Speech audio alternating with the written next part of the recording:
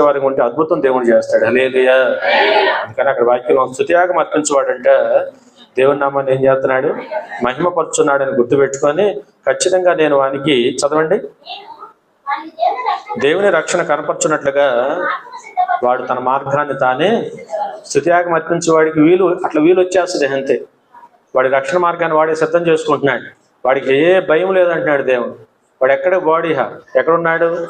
రక్షణ మార్గంలో శుభ్రంగా దేవుని కృప నిరంతరము కూడా వాడికి తోడై ఉండి నడిపించడానికి అవకాశం ఉంటుంది. హల్లెలూయా. మనం కూడా దేవుని సంధానం ముందుకెళ్ళే వారిగా ఉందాం. అందుకని ఈరోజు మన వాక్యము దేవుని మనం ఎలా మహింపరచాలి చెప్పండి. వాక్యం దేవుని మనందరం కూడా ఎలా మహింపరచాలి? స్తుతించడం ద్వారా మహింపరచాలి, ఆరాధించడం ద్వారా మహింపరచాలి. అవునా? ఆయన్నే జ్ఞాపకం చేసుకోవడం ద్వారా దేవుని మహింపరచాలి. ఆయన మనమే అన్నట్టుగా దేవుణ్ణి ఆరాధించాలి. హల్లెలూయా. ఇట్టి ఆరాధన మనం చేసేవారంగా, ఇట్టి స్తుతులు అర్పించేవారంగా